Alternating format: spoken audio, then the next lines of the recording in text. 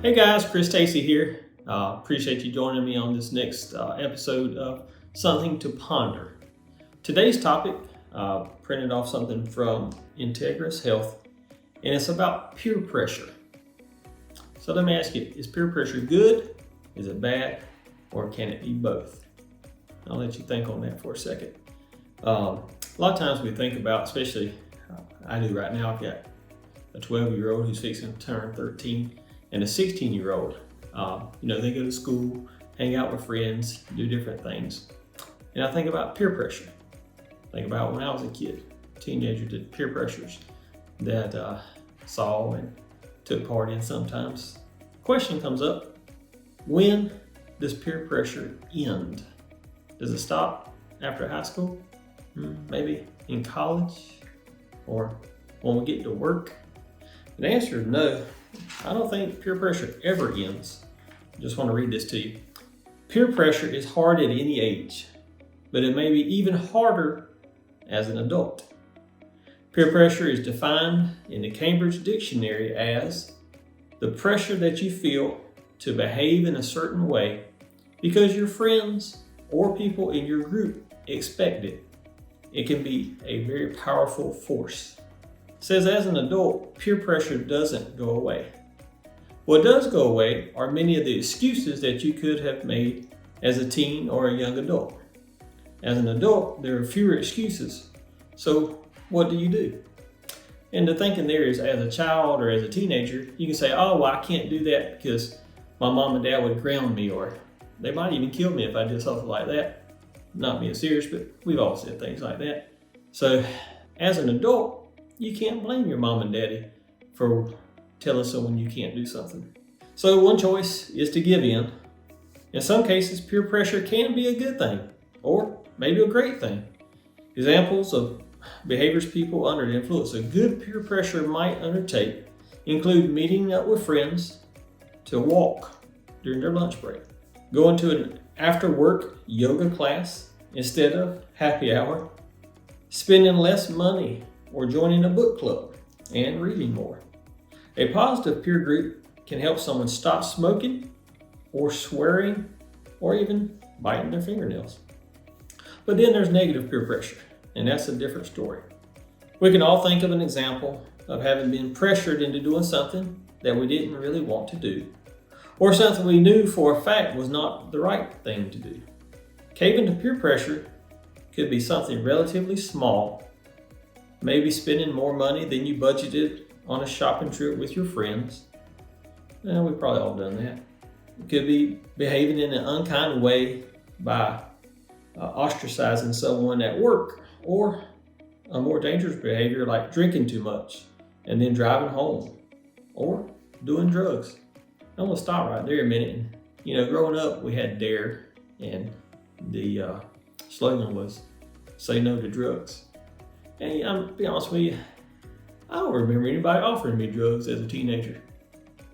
I can remember more as an adult, people asking me to be in those multi-tiered marketing companies, and the peer pressure there is probably greater than I can imagine anybody would have asked me about having drugs when I was a teenager. But anyway, side story. But in extreme cases, succumbing to peer pressure can lead to adopting a lifestyle that is beyond our means, putting people and things that we hold dear in jeopardy, or changing the way that we think or speak in order to fit in with an unhealthy crowd. I can see how that would hurt people. We want to do things with our friends and our families affected by that. Could be good. Most of the time it's probably going to be bad. You have to be careful about it. It says peer pressure can take a number of forms. It can be verbal, / spoken peer pressure, and that's when someone tells or directs another person to do something. He or she will use language designed to persuade that person to do something. They may feel verbal pressure in a one-on-one situation, but they may also use peer pressure tactics in a group setting. It's harder to say no or to decline the request in front of a group. This is true for young people and for adults. And I think we've all been in that situation. If you're in a group of people and someone asks you to do something, you are more likely to agree to it than if you're on a one-on-one. I truly believe that. Then there's unspoken peer pressure. That happens when a person or a group of people engages in a behavior and you're left to decide whether or not to follow suit. Maybe you're at a party or someone offers the group drugs, or maybe you're already tipsy and a friend calls his wife and lies about where he is in order to stay out later. It says you must make an on-the-spot decision, and that can be hard. I'm sure we've all been in that position before where someone does something and then we have to make a decision because of what they've done. I just pray and I hope that you guys will make the right decision. I hope I make the right decision, not just you, but me too. So there's indirect peer pressure.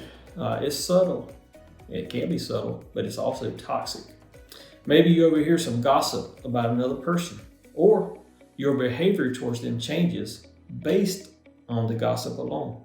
It says, or maybe you hear that part of getting promoted at your company is based on being one of the guys and engaging in binge drinking or using unethical tactics to beat the competition for a project. I can see that in business for sure. You know, you want to be in the in crowd, or you want to make sure your bosses or your superiors know you're there, or see or hang out with them.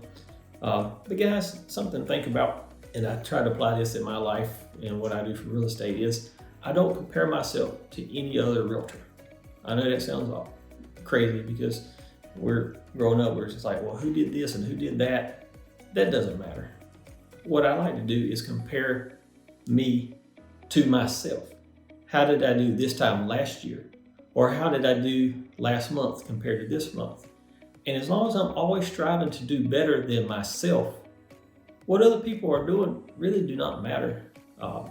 I talk to people all the time, and someone calls me and they have a question about real estate. Even if it's another realtor, I certainly will help them by any means. But it's not a competition out there where we're measuring who's doing better than another person. At the end of the day, if we're all helping each other, we will all do better. And I really do believe that. It says how to avoid the trap of peer pressure. It says first, you can assert yourself. It says maybe your parents encouraged you to stand up for yourself as a child, or maybe you've helped your own kids learn to say no when something feels wrong to them. As adults, we may need to remind ourselves that just because someone else thinks something is a good idea doesn't mean it's a good idea for you. Even if it's someone you really think is cool. It says, don't be afraid to be assertive in your responses. Being assertive is not rude, it's clear. And being clear is actually polite. If you feel that someone's pressuring you into doing something that's not healthy or is wrong, take a deep, calming breath, look him or her right in the eye, and just simply say no, or no thank you, or no, that's not my jam, but thanks for the invite. Yeah, I think me and Shannon do that when we get invited to parties. Oh no, I appreciate it, but we can't make it. Part of that can't make it is probably because we're lazy. No, I shouldn't say lazy. Shannon wouldn't like that. We're not lazy. We just don't like going to events. We're home people. We're homebodies. I'd much rather sit on my couch and watch television with Shannon than go to a concert or most anything. So anyway, see, as you can say, that's not my jam. Thanks for the invite. Or if you feel the need to explain yourself, consider using language like, I think, I will, or I won't. I think I'll pass. I will need to think about it. I want to build more downtime into my schedule, so I think I'll pass. And these questions, just so you know, it says take a minute to find your center. It says to ask yourself these questions. Does this feel right to me? What makes you feel good about yourself? Does this option improve your health, your financial situation, or your well-being? What direction do you really want your life to head? And are you more susceptible to negative peer pressure or influence when you're in a particular mood? Probably all good questions, but I like this next paragraph and I'm going to end on this. It says, when you aren't sure how to proceed, take some time to locate your moral or inner compass, your unique true north. I'm in another group and we talk about our true north on a regular basis. And if you don't know what yours is, please sit down, think about that. Your true north. Google it and see what other people have. It says, be still and see how the situation makes your body feel. In many cases, your physical reactions will offer you insight about what the best decision is for you. To tap into this, think about the question in hand and notice how your body responds. Does your stomach drop? Do you feel tense or relaxed? When faced with a decision, try to give yourself some time to figure out what feels right to you and only you. Just because someone else is doing something or it's right for them doesn't mean it's going to be right for us. And guys, I'm probably preaching to the choir here. Hopefully, we're not dealing with peer pressure. Hopefully, we're not the ones that are causing negative peer pressure on others. But just as a reminder, that's possible. We could encourage people to do things in a positive way. Hey, let's go for a walk together. Or maybe when we're going out to eat, maybe we're ordering water instead of sodas or alcohol. Different things. We can, in a good way, be in a peer pressure inviting someone to church. You don't want to go too far, because if you push people and you push people and you push people to do something, you might actually be pushing them away from it. I know it's kind of the opposite effect of what we want. Just because it's right for you doesn't mean it's right for them. So anyway, I hope this is helpful. Peer pressure is not necessarily good, not necessarily bad. I actually think it's both.